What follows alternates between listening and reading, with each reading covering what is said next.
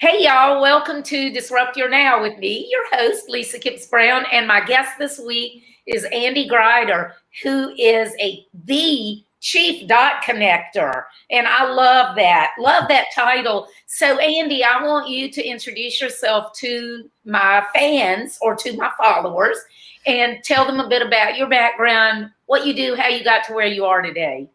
Awesome. Well, thank you, first of all, Lisa, for having me. It is an absolute pleasure to get a chance to be with somebody who helps people disrupt their now. I think that's actually possibly way more important than anything I can do dot connecting wise. It's so incredible what you do. So Well, thank you. Thank you. Chief Dot Connector, I've always kind of been good at seeing the bigger picture.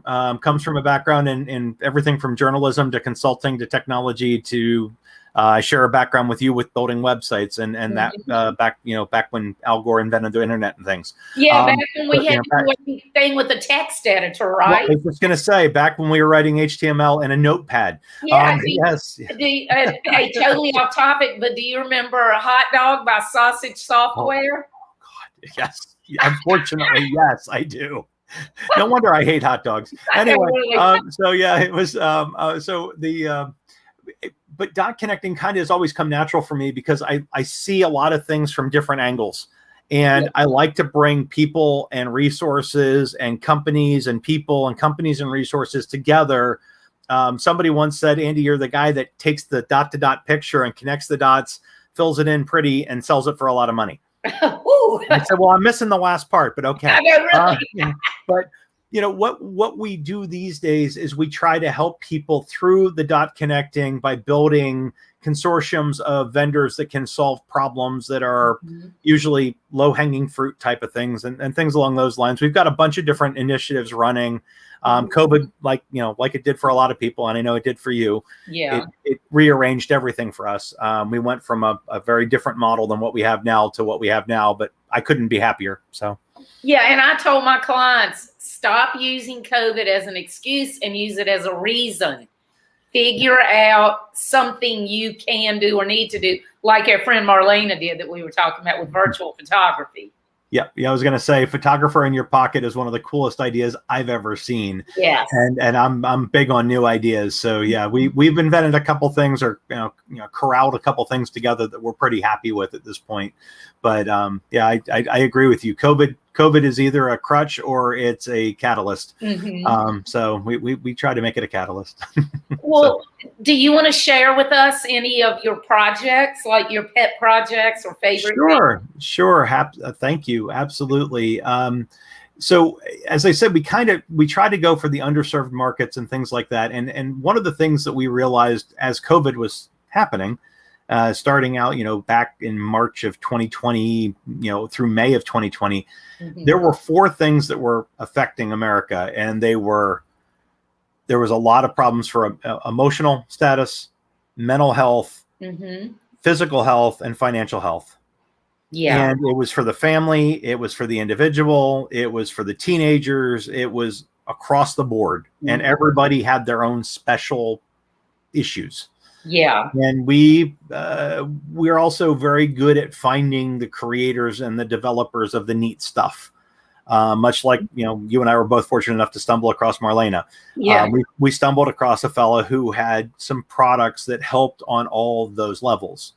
Okay. And we tried to take them out to corporate America. And we kept hearing, oh, these look like an EAP, an employee assistance program. Okay. Oh, these are the same thing we already have. And they weren't, but if somebody has it in their head that they are, you're not going to convince them otherwise generally. Exactly. Yeah. So it was like, wow, we've got all these great products here and we've got nothing we can get penetration with on, right? So it was like, oh, you see what happened to my hair? I pulled it all out. You rubbed it all off. I know. But we went ahead and we started then with turning this into a fundraising tool. So we ended up building a fundraising tool. The other thing, I've been around public television and the like for a long, long time. My mom was a big time into nonprofits and working with them. So I've seen fundraising all the way along, and it's really not changed much. And it's pretty broken at this point. It is. That's something that I talk about a lot with my clients. They're all doing the same thing, running after the same pots of money. Right. Well, you're either asking for money Well, you're either asking for money and getting rejected a lot and getting a one-time return, Yeah. or you're selling candy or popcorn or wrapping paper or magazines at a small markup, a lot of admin, again, one-time return, low returns, right? Yep. But since that's what everybody's done, that's what everybody does, because they haven't figured anything new out. So what we did is we went in and we said also, you know, if you're selling candy and popcorn, you're really not supporting the needs of your donor base, your community, or your parishioners. So whether we're working with a nonprofit, a association, or a church, however you look at it, they might have a main cause, right? It might be Alzheimer's, it might be heart disease, it might be cancer, it might be a church's mission, it might be an association, it might be a ball team, you know, like a baseball team, it might be a city government. They all have some sort of mission they're fulfilling, but underlying the whole idea is helping support the donor base, helping support the community, helping support the congregation and the parishioners. So we said, all right, what if we could put together a suite of services that address all those things we were just talking about, right? So mental health. What if we can get telebehavioral health for the whole family? Yeah. Do it at zero copay. Do it with a licensed therapist that could be over Zoom or, well, a secured video or phone. Yeah. Do it for the teenagers in the family, ages 13 and up. Yeah. Okay. And what if we could do that in a way that it's super cost effective, right? And then what if we could add in a few other elements that were things that help out with daily living, like whether it's smart, sober living, or it's dealing with anxiety or PTSD or relationship health or any of those things, those all can factor in. Okay. Now here's the kicker. What if we could make it pay for itself? So we have some saving elements in the package there's two things that does is, one, it allows the donor to actually learn how to pay themselves back. Okay. For not just the cost of the program, but often extra cash in their pocket each month. Wow. And with 80% of America living paycheck to paycheck at this point, which means they don't have at least $1,000 in the bank for an emergency. There are a lot of people like that. That's 4 out of 5 or 8 out of 10, however you want to look at that. Yeah. But if you're standing in a room and you know you've got $1,000 in the bank account, you're looking at 9 other people around you, 8 of them do not in any general room. Yeah. And so and a few $100s extra a month solves that number from 80% down to 40%. Wow. There's not a big gap in need, but it's a big enough gap that people are putting groceries on credit cards. Yeah. And they're making decisions between things like putting food on the table or picking up their prescription. Those are tough choices. They're really horrible choices to have to make. So when we talk to groups, we say, hey, look, what if we could show you your group here how to have more money than month for once? You know, get back to that as the norm. And so this thing not only pays the donor back, again, not just for the cost of the program, but also beyond that. And there's elements in there that are, you know, send in your bills, get them renegotiated, student loan renegotiation, cashback mall. There's all sorts of different ways. So you can go at it any different way you want. You even get paid to exercise, which is pretty cool. But I know, right? The motivation's awesome when you know you can cash out every once in a while. You know, it might be 30, 50, 70, $100 a month, but it's still money to go exercise. Yeah. You have to interact with that advertiser to get your money, but you know, what's new? So it's not like they're handing it to you quite for free. They still want your input. They still want your involvement. But then they'll pay you.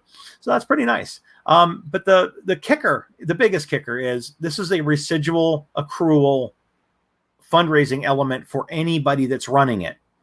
Okay. They can get anywhere from $8 all the way up to $15 per person per month back to them. Wow. Okay. When you start to look at numbers that, you know, it's a 5,000 person group and you get 1,000 people in, that's 15 grand a month at the top level, 8 grand a month at the low level. So by the way, the different, oh, sorry, go ahead. No, I was going to say, so the people that get in would be like members of your organization, like if it's a church, let's say, would it be members of the organization who are using it Mhm. and then they're getting money back and you're getting money back. Is that what you mean when you say donors? Well, yeah, when I say donors, it could be in a church, it could be the parishioners or the congregation, or however you want to look at it that way, whatever term you want to use. It could be, it could even be other people in the community that say, hey, wow, you're actually earning an extra couple $100 a month. Let me jump on that. And the fact that the extra money is going back to the church is no problem for them. Yeah. Same thing with the nonprofits, same things with the associations. Yeah. Or like if it's a nonprofit, like an association of small businesses, all the entrepreneurs could be part of it. Yeah, exactly. This thing's very versatile, Lisa. Okay. And that's one of the other things we love about it. Probably the easiest way for us to do it, I mean, there's 3 different levels. The $8 means we do all the work and we do the admin and we do everything else completely. If it's at 10, they've signed a 1-year contract and we still do all the work.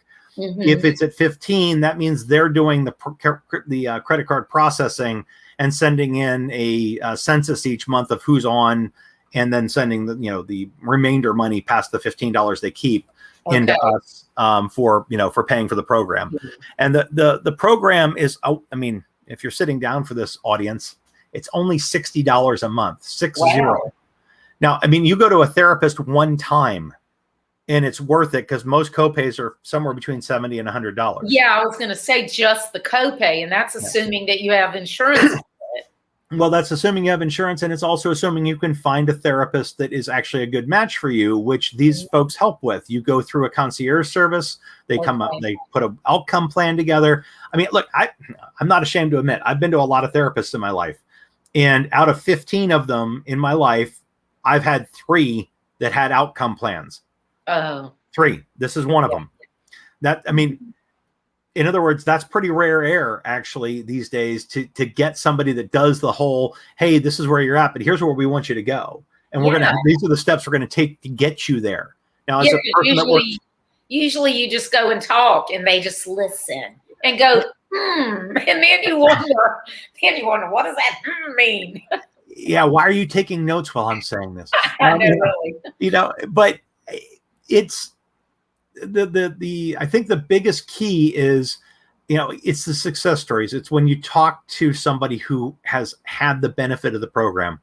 And can you tell us about somebody like that? And I know that there's confidentiality and everything, but can you? Yeah, I can keep it general enough that it won't be a direct thing. But yeah, I'll tell you, Lisa, one of my favorite stories is a woman who was having, because of COVID and because of the teenagers being home and because of her husband being home from work and everything else, family relations were not what they could have been. She and the husband were having some marital issues. Her kids were at each other's throats. The parents were at the kids' throats. Everybody but the family dog was unhappy. And they were hurting for cash because he was furloughed.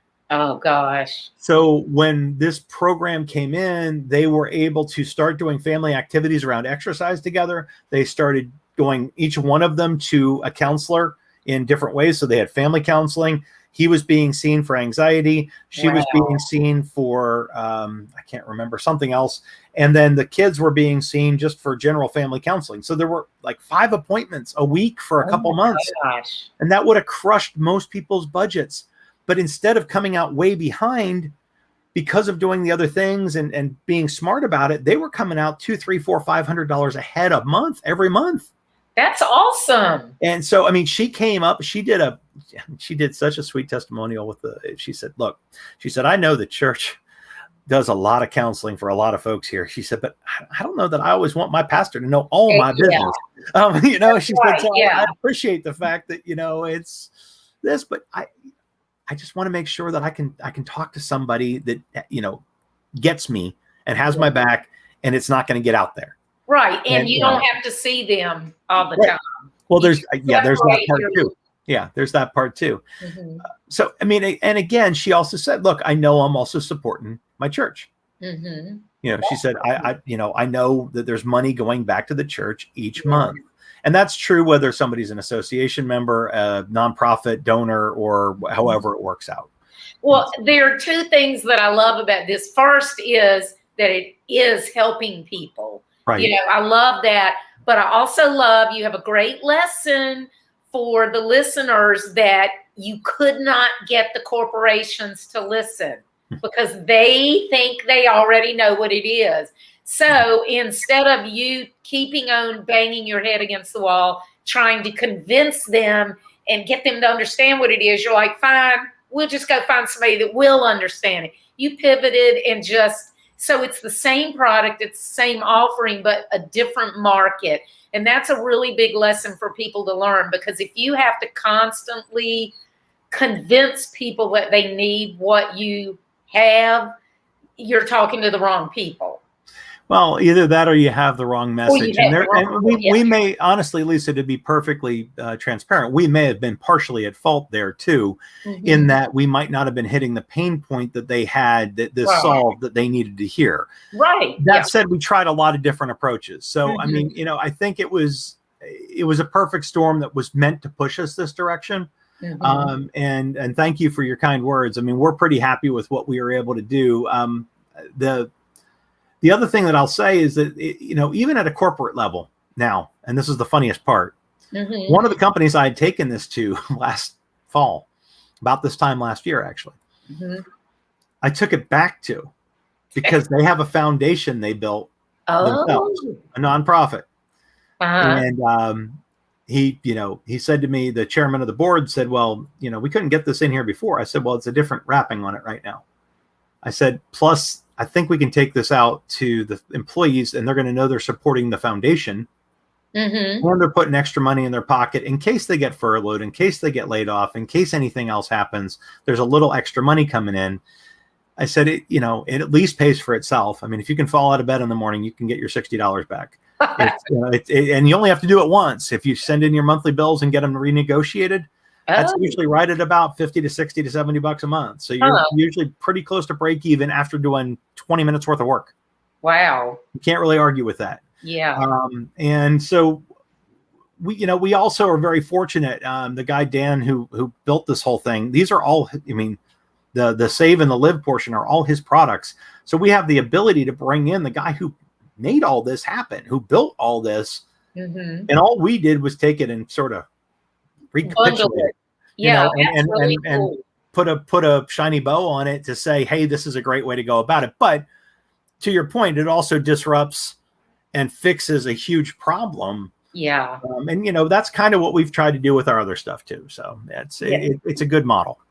I love it. Now, Kimley says, let's see what Kimley says. She says she loves the way you think. So many different ways to approach an issue that makes sense. And thanks, Kimley. Something that matters, something that people need now.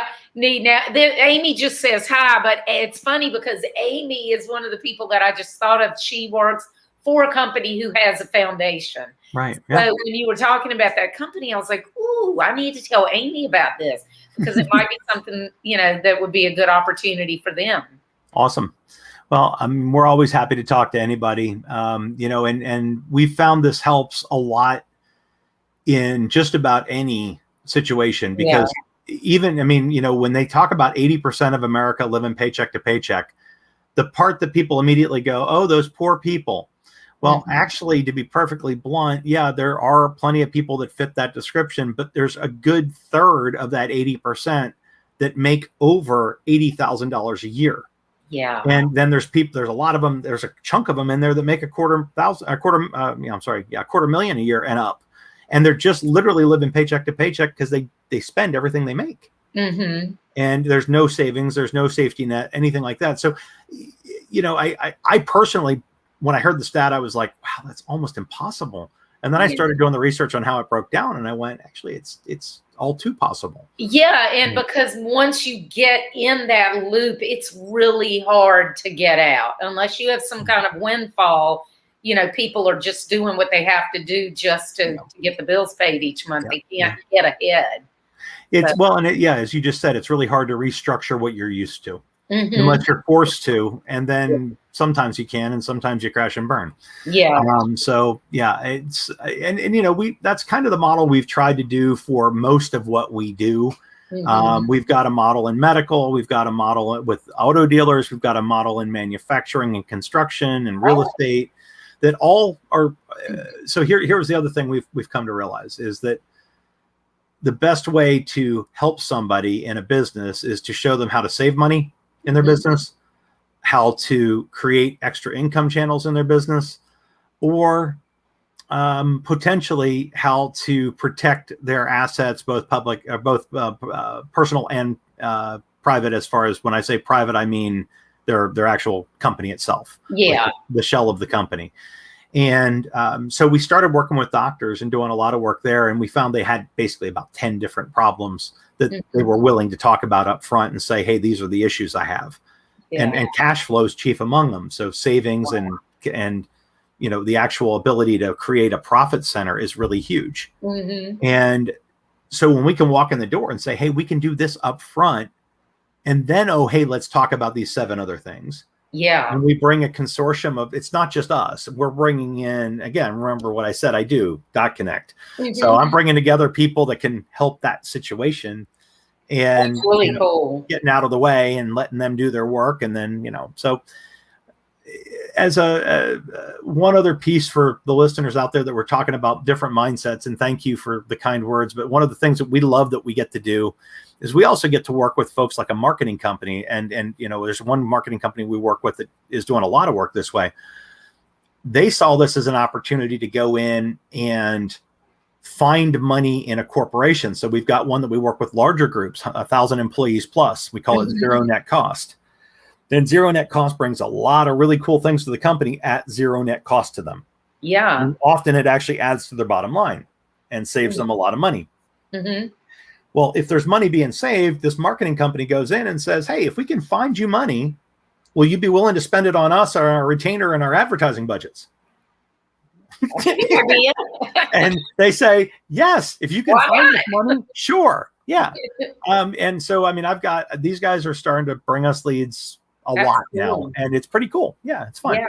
Yeah. I have somebody I need to introduce you to when we get off, a procurement expert. I think he would be, he's up in New York City. I think he would be somebody good for you. You know, y'all be good for y'all to get to know each other. I would love that. I want you to tell the audience some about your background, because we got to talk before the show. So I want them to understand your entrepreneurial journey and how you got to where you are today. Well, thank you. I'll tell you something I didn't tell you earlier. So I started out in sales at about 14 years old. Okay. I was selling VCRs to the pre-version of soccer moms. I was selling them VCRs. They didn't know what they were or why they wanted one, but I got really good at understanding how to do situational and solution selling at 14. Oh, fun. Because I would look at dad who'd have the beer belly, and I'd walk up and the kids smelled like chlorine, and the mom was standing there. I'm like, you just came from swim practice, didn't you? And she's like, oh my goodness, yes. And then the dad would be standing there, ho hum. His, you know, he'd have his thumbs in his belt loops, and all right, we're gonna do this thing. Well, what's this VRC thing, right? It starts a VCR, but don't worry about it. It stands for video cassette recorder. And the cool part is you can watch movies at home now. So, hey, when, you know, instead of taking the beer in with you and cracking it and having to cough when you crack the beer so that people don't know you have a beer with you in the movie theater, I said, you know, now you can sit at home. And I said, you can even pause the movie to go to the bathroom, and you can drink your own beer at home. Yeah. Ooh, like, give us one of those. Yeah. I mean, it was immediate. And you'd pitch, or you'd find mom and say, so your kids swim, how serious are they? Oh, they're pretty serious. In fact, 2 of them are going to Junior Olympics this year. Hey, you know, the real Olympics are this summer in LA, and maybe you could record all those, and your kids could learn how to do strokes from the best swimmers out there. Yeah. And, oh, wow, really? We could, yeah, you could. But the twist on it was I realized pretty quickly that, you know, this is, I don't know how much you remember about VCRs when they first came out. Yeah. But they weren't, you could press a button and everything programmed at first. You had to use those little flywheels and go in there and dial in every station and everything else. And so I realized they didn't know how to do that either. So I hired friends of mine that were more technically proficient from a couple neighboring schools and all. And I sent them out, and for $50 a pop, I kept 25. They got 25, and we installed VCRs. That's So funny. I So became an entrepreneur. were you selling them through a store, or were Yeah, you? yeah. I had a boss who to this day I actually stay in touch with, and his story is interesting too. He was actually a construction worker who got hurt, and he came to the banks and said, "I've got this idea. I want to sell beta and VHS players and tapes. I want to rent the tapes." They're like, "That's not going to work. That's just a Why fad. would anybody ever do that, Why would right? they do?" Yeah, exactly. Yeah, I mean, so anyway, he almost couldn't get a loan, and then he did, and he ended up with like 18 stores before Blockbuster came around and put most of the mom and pops out of business. Yeah. And So now look at Blockbuster. Hello. Now look at Blockbuster. It's I like, know, right? Well, they just rewards, just rewards. yeah. And I was going to say, but both of those things are great examples of how you always have to be able to evolve, because business doesn't stay the same just because you want it to. No, it doesn't. It doesn't. And then, from there, I thought I wanted to go into journalism. I got my degree in broadcast journalism from Penn State, ended up working in one of the largest markets in the country for a very large group, and just ran into the problem. I just didn't like what I was being asked to do every day. So I'll spare the story, but for long and short, got out of that, and then went into doing consulting, went into doing marketing, went into doing web design, and had a lot of fun with that. It was a great and fun career, but found I had a penchant for solving problems and getting in and helping people out. So, worked for a couple boutique consultancies that owned my own shop, did personal branding online before personal branding online was a thing. Yeah. So I've always had a really strong entrepreneurial streak. And as you said, sort of staying ahead of the curve or redeveloping the curve kind of idea. Yeah. I've had a lot of fun. And we have in common that we both, when we see one thing, most people see this and that's all they see, but we start seeing all these things all around it, and it might be things, or it might be people, or it might be ideas and products or whatever, but it's like, start with this thing and it ends up out here. Well, and I think the reason that happens, and my partner calls that popcorn brain. And he tells me, he said, I can see the popcorn's warming up. The kernels are getting hot. I love it. And to me, somebody said to me, "How do you do that?" And I said, I start thinking about who do I know and what do I know about that could help this person succeed. Yeah. And then the ideas start popping. Yeah. And you don't get to do it after 5 days of meeting people and networking with them and learning. You've got to build that out, and it's a little bit at a time. Yeah. But I've been doing it for 30 plus years. Yeah. And it just happens naturally. It's not like you're trying. It's not like you're trying to force it and go, all right, what can I do? It's just your brain is just these days I'm not forcing it. At first I was, and that usually led to not such great results. Yeah. But once you've been doing it for a long time, is what I mean with us. It's like, I can't turn it off. No, I can't either. One other thing I'll throw out to the folks here too, that I've found to be probably the most, people talk about, oh, I made this introduction. I got these two people together. Yeah. And then you ask 6 weeks later, hey, how did that go? Well, I don't know. Yeah. Or how would I know? So I do an entire half a day seminar for corporations with their salespeople on how to make introductions that actually impact and create traction. Mm-hmm. And the biggest thing that I do is I use video. I go in, I use a service that's specific, but you could use anything. You could even use Zoom and record your own things and then cut them out and, put them on Camtasia or something like that and cut them and send them. However you want to do it. There's 25 services now probably that allow you to do it. Heck, you can just do it on your phone. Yeah. But I record a video and, I make sure that hey, Lisa, I'd like you to meet Andy. Andy, I'd like you to meet Lisa. Lisa's amazing in what she does at helping entrepreneurs understand how to disrupt their now. And I think that that's going to be beneficial for you because she actually works with a bunch of folks in NASCAR. You've got a lot of connections in NASCAR, Andy. And Andy, so, Lisa, I want you to tell you about Andy. And then I try to make sure I show them what I see. Yeah. And where I think it can go. And the last thing I always do is I tell them to let me know if there's anything else I can do and let me know how this first meeting goes. Yeah. Please. Yes. And every single time, almost to a T, I get a response of, hey, met with, Lisa. It was a great meeting. She's as fantastic as you made her out to be. And I think we're going to do some cool things together. Right. So, it's nice to see those things happen, but you never know until you actually follow it up. Right. And by following up, you can also learn because occasionally maybe you are introducing people that can't work together. So you need to be able to learn about that. Yeah, exactly. Yeah. My first introduction I ever did was Charles meet Tom, Tom meet Charles. I think you two can help each other. Yeah. Right? So a couple weeks later, I called Charles. I said, hey, how did that introduction to Tom go? He said, well, I need to give you some feedback. Mm-hmm. I have no idea why I'm supposed to get with Tom at all. Yeah. I mean, I said, well, I told you could help each other. How? Yeah. How? Andy, I'm busy. I run 3 companies.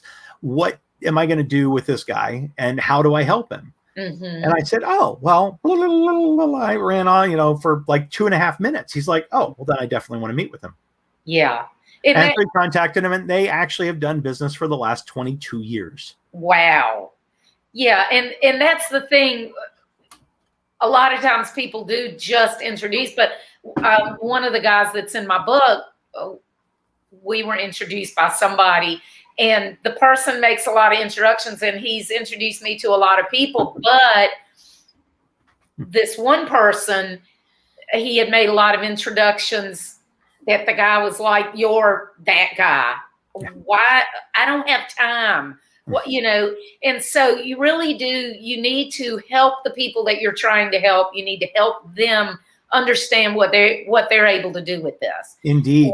Because you already see it. If you think they need to meet, you already know why they need to meet. You already see something, and you need to at least share that with them. Well, and the other thing is, as you mentioned earlier, the follow-up's really important, because I just got feedback today from somebody who I really thought I was helping with 2 or 3 introductions I sent his way. Mm-hmm. And he came back and he's like, hey, these aren't quite what I need. Here's what I need. And he gave me a list of what he needs. Uh-huh. Now, I'm a little slow sometimes, but I can follow a list. So I was like, okay, great. This is awesome. This really helps a lot. Yeah. So, thank you. Appreciate it. It does. So, but so many people literally cannot do that list. They don't even know what they need. Yeah. So how in the world can you know what they need? So that's right. cool that he was able to do that. Well, and that's another thing. When you're getting to know people, I'm a big believer in that first meeting that you have with somebody should be about 15 to 25% business and about 75%-ish personal. Yeah. Because you've got to get to know them and their picadillos and their likes and dislikes, and maybe 1 or 2 unique things about them. I mean, I always ask the question, what kind of music somebody likes, because I spent about 30 years running sound for bands as my sort of Zen hobby. Yeah.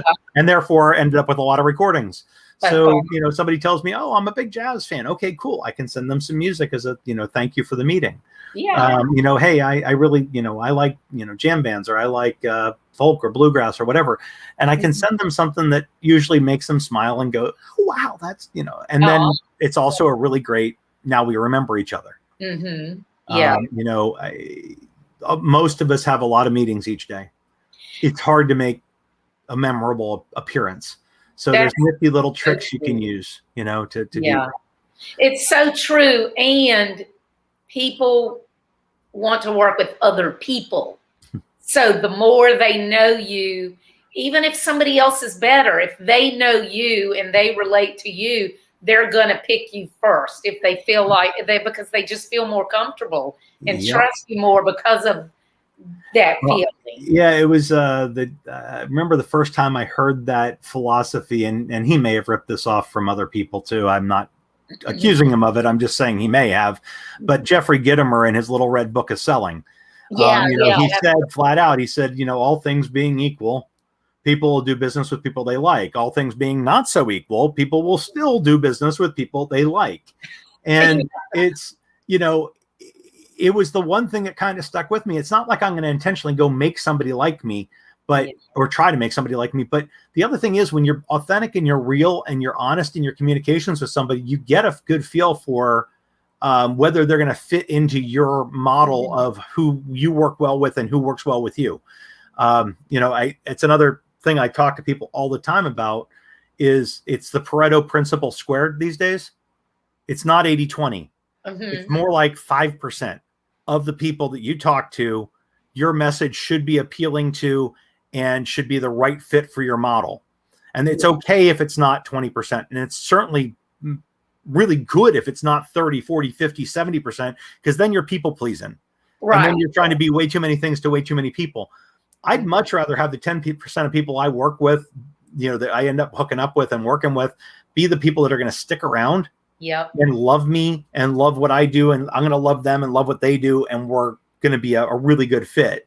I'm okay with a lot of people saying, yeah, you're not my cup of tea. Yeah. Same here. It's just, it's more rewarding and over the long run, it saves a lot of time and, everything if you can find the right people. But one of the worst things in business is to actually collaborate or partner up with somebody who is a terrible match or a terrible choice. So when you have somebody like you that if they're recommending them to listen, you should listen, that's so valuable because you can destroy your business like that just by, now I don't mean partnering like them being your business partner, but just trying to collaborate. Yeah, venture partnering or even just vendor partnering, it's risky and it's tough. You've got to have the right matches. You got to have people you can rely on. You've got to have people that make you look as good as you want you to look. All of those things. Those are all. That's something that I think you learn as you go along, and you and I are at a point where we've learned it. Sometimes we get a little bit of a reminder here or there. But, I got a big reminder a few years ago, but well, and the other part is for a lot of the people that are watching this because they're looking to disrupt their now. The other thing, I having been a serial entrepreneur my whole life, I have worked in corporate America, and I was miserable, and it wasn't a good fit for me, and I wasn't a good fit for it either. At all. And so if you feel that way and you're feeling froggy, go ahead and jump. Because it's not going to get better. Either that or you're just going to wither on the vine and basically, die a very slow corporate death if you're not meant for corporate. There are plenty of people that are meant for corporate. It fits what their needs are. There's a lot of people, and I would assume most people watching this show, it's not their deal, or they're thinking it's not their deal anyway, and they want to test the water. So when I was in the corporate world, it felt like my soul was being sucked dry, and it just, plus I was just bored stiff, but I love constantly being able to change. So in the industry that I'm in, in marketing and the internet and everything, there's always something new going on there. But I love structuring my business in a way so that I can change when I want to. I don't want to have a bunch of employees. I do have an office, but it happens to be in a bungalow that we own that's right next door to our house. So I have like 100-yard commute, and that's so awesome. I've structured my business intentionally to fit my personality. And then I partner up with other entrepreneurs and I do have employees, but I have way, way less now. And it's just, I don't like managing people. I don't like repetitive tasks. I know what I don't like. And I've learned over the years to get rid of the stuff I don't like and partner up with people where we can fill those gaps for each other. There's a poster on the wall over here that I can't show you, but I can tell you. It says, here, let me read it real quick. Make a list of what you do each day. Make a list of the things you like. Compare the lists. Adjust accordingly. And I really believe in that. We're all on this planet for a limited amount of time. Being happy in what you do each day matters. And like you said, sort of reinventing yourself. I mean, my partner Buzz and I have we had to reinvent completely when COVID hit. Mm-hmm. And we talked about that earlier. It could be a crutch or it could be a catalyst, either way. But we didn't let it be much of a crutch at all. We had about 48 hours of wallowing in self-pity. And then we were off and running. I don't even know if we waited 48 hours to get back at it. But I mean, everything we'd built for 3.5 years went away because of COVID. Yeah. And that's such a common thing. There's so many people that were in my book that said that I gave myself X number of hours or a day or two, whatever, to have my pity party. And then I was like, we got to figure this out, you know? Yeah. We basically took a weekend and we thought about it over the weekend, but we came back Monday with here's the solid plan on what we think we want to do. And, you know, we liken it to having built the pump kind of thing. You know, we architected the pump, we blueprinted the pump, we structured the pump, we built the pump, we primed the pump, it leaked, we fixed the pump, we went back and reprimed the pump. Now we're pumping the pump and we're getting a lot of good results out of it. And the right things have been developed. That's awesome. And there's so many people who are better off because of COVID, because it forced them, you know, to reassess what they were doing. One of the guys in the book, he'd had his business 20 some years and he was really bored. But very, very successful business, but it was on cruise control for him. So, and he knew he was bored, but he didn't quite realize how bored until COVID forced him. And then he adapted his business. He's like, oh my God, I'm having more fun than I've had, you know, since way back in the day. Yeah. So it's really interesting and that's the great thing about being an entrepreneur. Well, and the other thing is COVID's brought out a lot of entrepreneurs and a lot of people that want to be part-time entrepreneurs because they want to get the foot in the water and, you know, get the taste of what does that taste like. And, you know, that's another thing that I should mention while we're here and talking about this is one of the other things we've managed to do with these programs is we've set up what we call a bird dog program. And I'm familiar with the concept of bird dogging. It's like sales, but not the full on sales. You don't have to actually understand all of it. You just have to be able to say, hey, I know a person who could help you. And make the introduction. And then we take it all over and we still pay out to the bird dog for the referrals that close. Okay. I've got numerous people that are doing that now. And, you know, like I've got a med device guy that has a great client base in the doctor, you know, in the medical field, and he takes us places there. We've got other people that, you know, work with the auto dealer industry and we're, you know, partnering up and getting them to take us in places there. Manufacturing, real estate, same things. And so it's just a lot of fun. And again, that comes back to the thinking about, like you said, the popcorn thing of how, you know, how do I position all of what we're doing so that it gets the most leverage for the most people in the best way.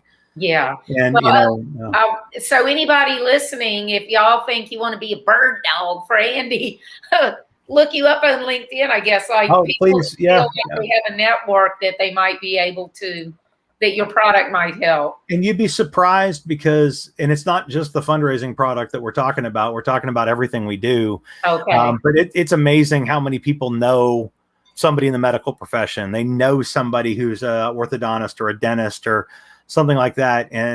Or they know somebody who's in construction, or they know somebody who does real estate, or, I mean, who doesn't know a real estate agent, Lisa? Come on. You know, and so there's all sorts of these little things that we can do to help out. And even if you're just helping a friend, in today's world, it's amazing what happens when you do somebody a favor and do them a solid that isn't meant, you know, well, I was brought up by my great-grandma's philosophy that if you do something for somebody and you don't expect anything in return, it's a favor. If you expect something in return, it's no longer a favor. It's now like a tally marker or a requirement.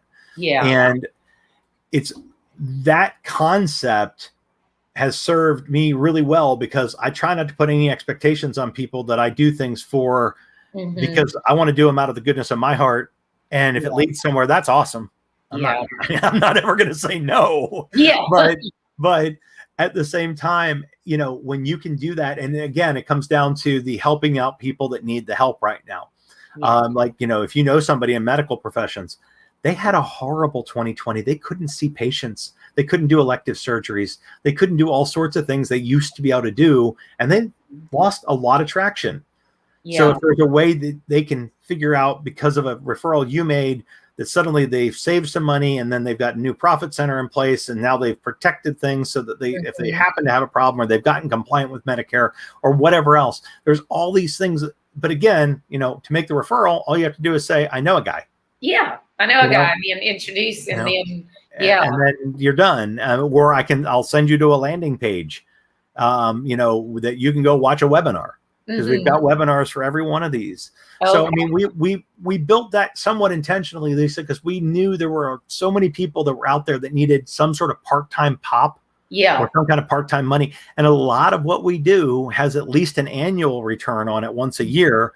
And some of what we do has a monthly return on it, where they can build a residual income over time. And full well, if you're trying to start a business, how important that is. That's for sure. And I want to say to anybody listening, whether you already own a business or whether you're thinking about starting one, do something. Stop sitting here and going one day, someday, because I know myself, it's easy for a whole week to go by, and then, a month has gone by, and then a year. I'm like, right now, I'm like, oh my God, how are we halfway through September? Where did 2020 go? Much less 2021. It's crazy. So that's why I say disrupt your now, because it's just human nature to think I'll do it tomorrow, or someday, or one day. And then that someday never comes. And so act. Yeah. And Lisa, that's such good advice, because, I've seen so many people have their rosebud moment, where it is too late finally for them to break out and do something. They've got a health issue, or they've had a stroke, or they're now living on a retirement income that they don't have any leeway at all, that kind of thing. And then they want to go start that business finally. Right. My spouse died. I'm bored. I need to do something. And I'm going to go start that business now. Yeah. And it's, I don't want to say it can't be done, but it's a lot harder. It is. When you're in those positions than it is. And I know a lot of people, I have kids. I have this. I have that. I can't take that chance. And the thing is, again, as we said earlier, there's a lot of people that are really in corporate that aren't meant to be there. And that's why you don't have to leave to dip your toe in and try things. I don't know. In fact, you don't quit your day job until the night job pays. Exactly. A friend of mine, Todd Connor, wrote the book Third Shift Entrepreneur, and he says you don't start by quitting. Which basically is what you just said. The other thing is, for people who already own their business, a lot of people have a business that's successful. They might not be that happy, but they're like, whatever, it's working and I'm making money. And so they're just kind of going along. And what they're not they go, oh, one day I'll be able to sell it to retire, but only a third of businesses ever sell. And the others shut down. The ones that do sell usually go for about half of what the owner thinks it's worth. So I used to think, when I was younger and I would see all these old people that had businesses forever, I thought, oh, how sweet. They love what they do so much. No, they were doing it because they couldn't sell their business and they couldn't afford to quit, and their kids didn't want the business like they thought they might. Yes. Yeah. So, we deal with that a lot because we have a tax deferral strategy, or a couple of them actually, for folks that are selling their business. And, I can't tell you how many times we have had very successful business owners come to us and say, well, I should be able to get about $8 million for this business. Yeah. What's your EBITDA? Where are you at right now? What are you pushing, and you talk to them and you're like, I'm going to put you in touch with a business broker to do an evaluation for you. But if you come out north of 3 million, I'll be surprised. Well, but I need 8 million to retire. Sorry. Well, that's a really bad situation for you right now. Yeah. But, and then they also don't think about the fact that they get hit with capital gains tax too when they sell the business under normal circumstances. And, in a state like California, that can be 30 or 40% or more. Yeah. And the administration now has a whole lot of new thoughts on what they're going to do with cap gains tax and with step up basis and all sorts of things. So one other thing I will say, just in case anybody out there knows, anybody who's looking at selling their business, I'm happy to talk about that with folks, because we've got resources we can put you with that can really help there. And it's a hell of a lot more daunting than you realize. And it's a lot more important to protect what you can. Yes. If you can. Now, not everybody can. Not everybody's in a situation where they can take advantage of those tools. Mm-hmm. But I'll tell you, Lisa, there's nothing worse than watching somebody give up, $2 million out of $5 million to when they didn't have to. Right. Ways to get, ways to defer / mitigate that risk. And again, nobody's in this, like you said earlier, nobody's in this, if they're, hopefully they're having fun with what they're doing. Mm-hmm. But once you're at a point where you're not, you want to be prepared to actually be able to get out. Right. Got to have that exit strategy. That's why I wrote my book before this one, Boomer Cash Out. And that's for older people. I'm 60. Most of my viewers already know that. I'm not ashamed to say. But so like people, 50 and older who think, my business is great. I don't need all this newfangled stuff. So the book is not written to tell them how to use the web, what to do. But this is why you need to be using the web strategically to modernize your company if you ever want a younger person to buy it. And these are the kind of things that you could be doing, because a lot of people have no clue. And it's written in layman's terms. It was a brain dump. Everything I tell my clients that I get sick of telling them. So I'm like, okay, I'll write it all down. I put it in a book, and then I hand it, and then they, it's in a book. It must be really important. And then I'll listen, Well, we actually set up a program for a while that we haven't been running as much right now, but we did quite a few episodes of it, called Boomers Selling Businesses. Okay.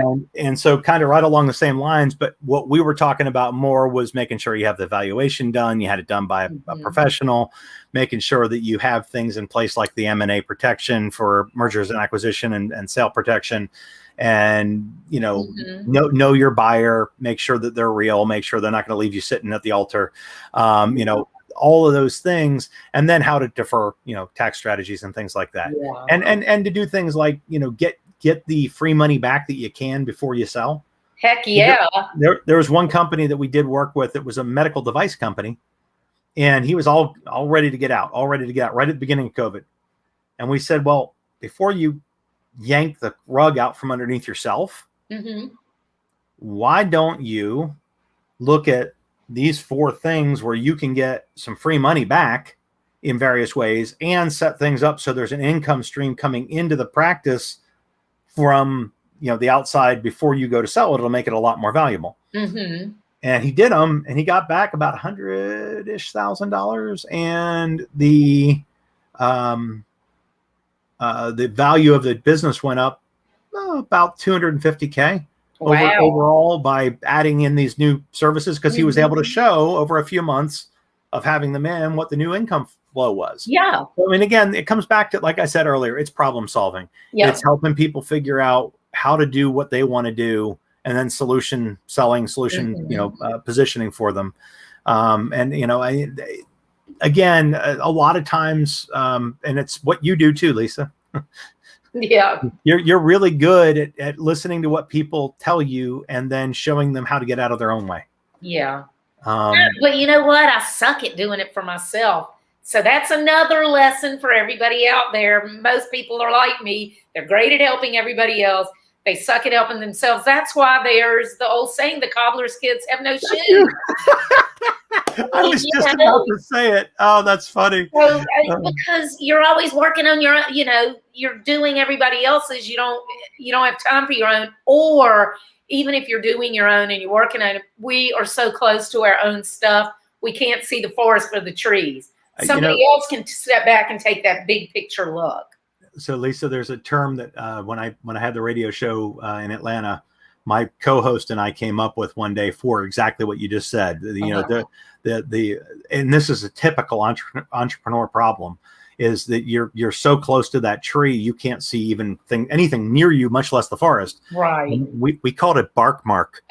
If you got your face so close to that tree, you're sitting against the bark, so you got bark mark all over your face. That's funny. And again, so many people end up with that. Yeah. So, and if you're listening, you are not alone. That's the thing. Almost every problem you have, there are tons of other entrepreneurs who have the exact same problem in some way in their business. So don't be embarrassed. Don't feel ashamed, but act. Just, figure out what it is that you really, really want out of life and figure out how you can use your business to get that. That's my whole thing is, because I'm like, if you can't get what you want out of life when you own your own business, why don't you just have a job? Well, and the other thing I would throw in there, Lisa, that I think I've learned over time that I was really lousy at for a really long time, which is delegate. Yeah, get rid of the stuff that you suck at. Yeah. If you're not good with numbers and you're not good with contracts, either find a business partner to partner up with who is, or hand it off to somebody that you outsource it to, even when you think you can't afford it. Because I'm living proof of the fact that a bad contract or bad accounting can get you into all sorts of extra later problems that pale in comparison to what you would have paid the professional to do it in the first place. So true. And it frees you up to do what you're good at. I'm terrible at delegating, though. Terrible. I'm just one of these people that if I got to tell somebody to do it more than once or whatever, I'm just going to do it myself.